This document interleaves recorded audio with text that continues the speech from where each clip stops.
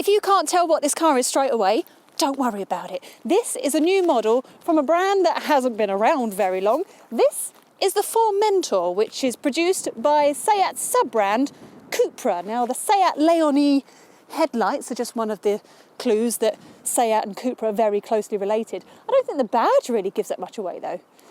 If anything, it still reminds me of a superhero emblem.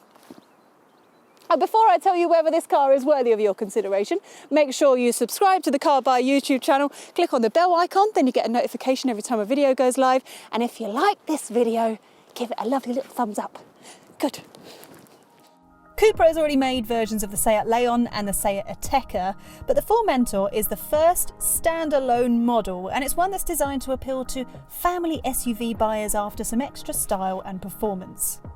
Separating Cupra from Seat was mainly done to make cars wearing the Cupra badge feel more upmarket and exclusive. And although there are still a few parts that are obviously from Seat's parent company, the Volkswagen Group, the Formentor is a pretty handsome car with its own identity, helped by Cupra's trademark copper highlights and colour palette. And it looks really nice on the inside as well. It feels a lot more special than a regular Seat, even if the lower down plastics do feel a little bit cheap, and the switchgear, which this gear selector here we reckon was taken from a VW Golf, is shared with less expensive cars. It does feel like a much more stylish interior than you get in a VW T-Roc R or even a Ford Puma ST, and it's a vast improvement on the Cupra Ateca, which didn't really look any different to the regular version. As well as that, you've also got these bucket seats, a 10.25-inch digital cockpit, but the bit that catches your attention is this 12-inch touchscreen infotainment system.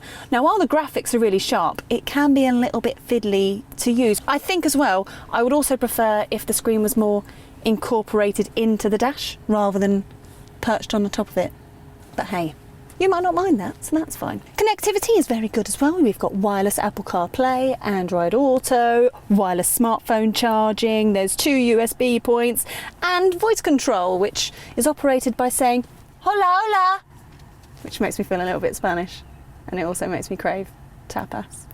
Now, I know we've mentioned the superhero thing already, but I think there's worth having one more mention because of this unusual Napa leather blue upholstery, which, I'm going to be honest, I reckon was taken from the suits of the X-Men.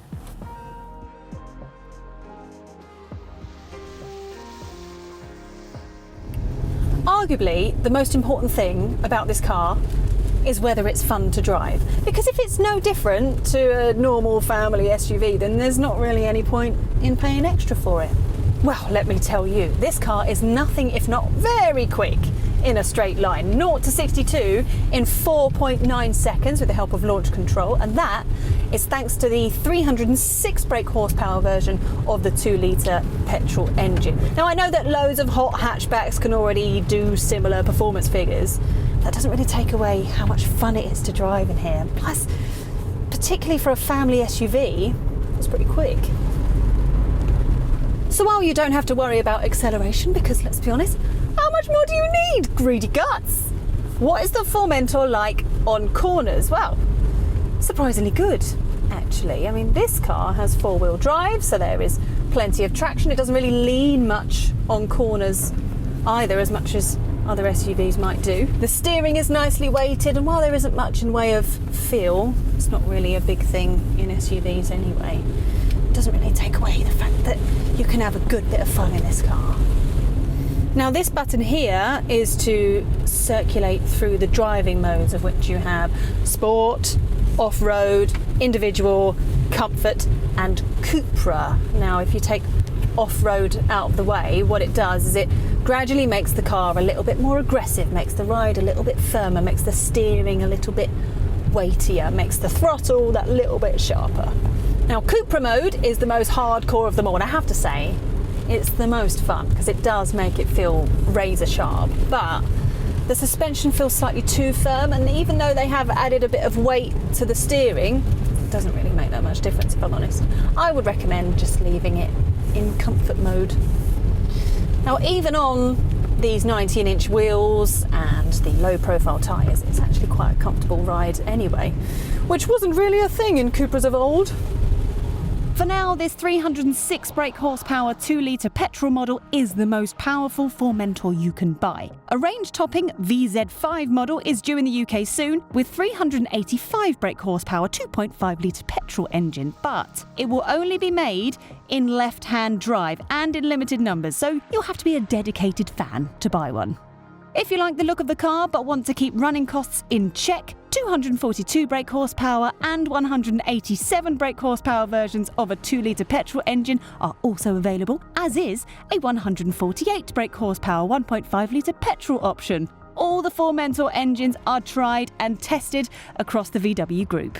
There are a total of 5 trim levels, with V1 and V2 reserved for the less powerful variants. The VZ1, VZ2 and VZ3 trims are for the quicker models and come with extra standard equipment and more aggressive looks. For complete details, check out our full review on the Carbuyer website.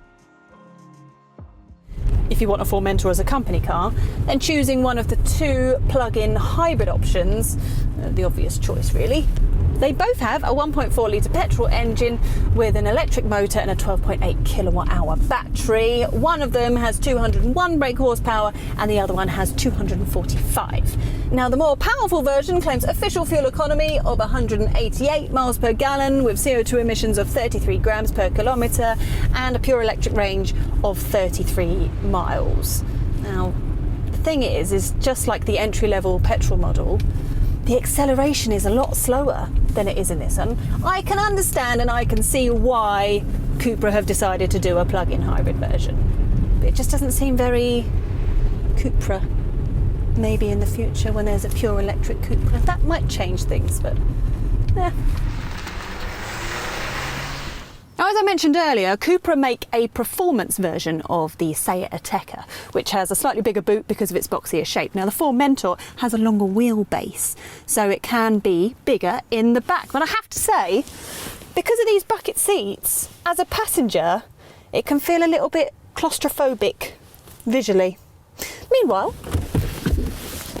back here in the boot, wave your foot underneath the bumper. Bob's your uncle. 420 litres of boot space. Now that's versus 485 that you get in the Ateca. It's not really that much of a difference. And actually it's more than you get in the T-Roc R and more than you would get in an Audi SQ2. Couple of tether points in the back and a ski hatch in the back seats as well. It's a decent opening if you want to chuck in some awkward stuff. I mean, I know this is classed as a coupe SUV, but you're not really sacrificing much in terms of practicality. Oh, do you know what that makes me think of? Dealmakers and deal breakers. Let's have them. Okay, maybe the badge is a bit naff, but otherwise, this is a slick, stylish SUV and a good first standalone model for the Cupra brand. The Formentor lives up to the Cupra name. It's quick and enjoyable to drive, especially the powerful petrol models like this. This is a very usable 5-seat family SUV that's more spacious than several of its rivals. The interior has its own personality, but it's still easy to spot parts and materials that have already been used in other VW Group cars that cost a lot less. The touchscreen and climate control can be frustrating to use, especially on the move. The plug-in hybrid models make sense for company car users, but less so as performance-oriented Cupra badged cars. I expect the Formentor will be Cupra's best-selling model yet. 'Cause not only is the coupe-style SUV very fashionable at the moment, but 306 brake horsepower. I mean, this particular version is definitely living up to what we expect from the Cupra name. It is very quick in a straight line. It's great fun on twisty, turny roads. And the Formentor rides surprisingly well. But is it fit for a superhero? Well, if you want a fun, fast, sexy SUV, you don't actually have to spend that much more to get yourself a Porsche Macan, and that is a much more engaging drive. And the Ford Puma ST, while it's not as powerful, handles just as well. But none of that changes the fact that this is a slick, practical SUV that actually has a bit more personality than some of its rivals. Whether you decide to wear a cape while you're driving it is up to you. If you found this video useful, then why not watch our review of the Audi SQ2 or our SUVs playlist. Thanks for watching.